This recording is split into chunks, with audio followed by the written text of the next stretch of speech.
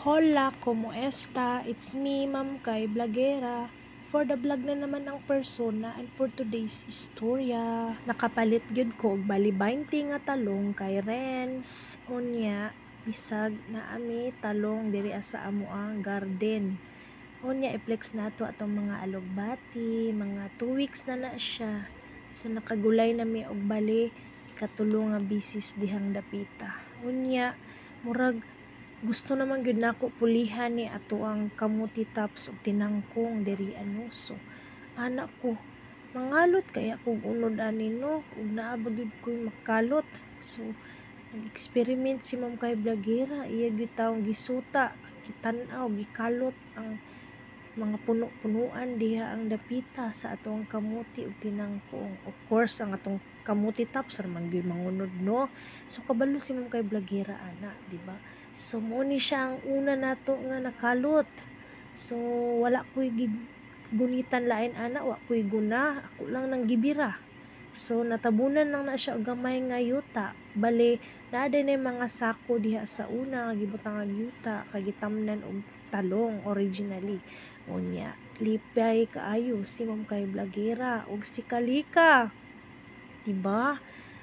Unya nangatol man diya si Ate Kalika, anak ko. Ate Kalika, i-flex ni sa camera ang ato ang na-harvest nga kamote. Excited ka ito siya, pero ana siya, nagyayo siya nga, Mama, katul, naay amigas, akong tiil. Anak ko kaluta diha, kay dali-dali na dali si Mama, og harvest sa mga kamote, kay gabi na, kanang oras sa mga hapit na gyud na alas 6 sa gabi. No, paspas na pud si Ma'am Kay Blagera, nagdali-dali kay nangibot na siya og sagbot. Unya nanilhig pa gyud na sa mga dahon-dahon diha kay mura og daghan jud kay dahon no, kay ulan sabay gyud na mga hagbong ang mga dahon sa ato ang mga bayabas ug mga tanom, mga kahoy diri as palibot. So muna na naghunting na ta og mga unod sa kamuti.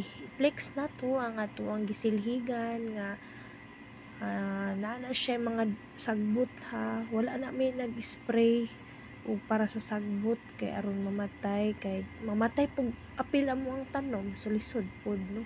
So i-flex na to ang gitanom nga kamunggay ni tisoy o nga agid pod toy kapayas sa mga kilid-kilid katong gihatag nga similya ni Ma'am Jeneline Madira. Unya anak ko kay Ate Casey, Ate Kalika, butang ni og yuta ning kuan diri kaning isa ka paso no, kay tamnan og gulay ni Mama ana siya. Yes Mama.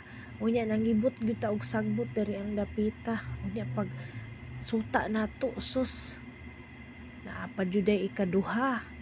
So muna ang purma sa ato ang kamuti, unod sa kamuti. So excited kayo si Ma'am Kay Blagera birahon, pero naginay-hinay gayud siya ug biraana kay basig maputol.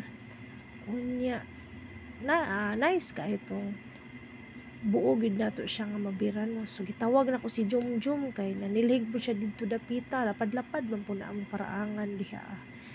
Char, sana all paraangan. Unya anak ko, Jum, bidyuhi ko kay kuan kay ni memorable kay ni sa history sa ato ang kamutihan. Char, mura jog isa ka hektarya nga kamutihan.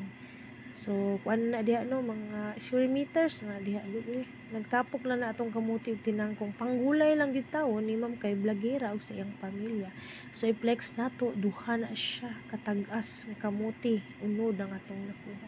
Unya anak ko, hala murag anong natumba maning container na plastic diri sa pitsayan nga nadugta na karon ang mga pitsay. Char, nadugta gyud. Amo na lang gipulihan no ang pitsay. Nya gihatag man namo tutanan ang similya kay Ma'am Madira para sa ilang garden kay mangayo lang pud ko og similya. Wala pa pud ko ka-update o pangayo. So alugbati ang ako ang gitanom diha partial dihang dapita. So wala sa tay pitsay for today's video. So nananom ko anang alugbati, dahan kay ko gibuhat ani nga video. So, wala na videohan ang tanan. Unya nagdali-dali naman na si Jumari, no, nalangkat ng silhig niya tukog, duha mo silhig tukog ng isa. Kana igo ra gud higtan gud nang luod. Unya diri na punta anak ko. Jom, bidyuhi ko diri napita kay masig na apay lain unod, no? Pwede na to ni gulayon o ato aning lagaon. Tuslo og asukar. Solve na ang snack. Unya anak ko. Jom, i-zoom diri jom kay masig na ba tayo makita gold diri worth 1 million. Char. Gold jud ang nalitok. So muna to.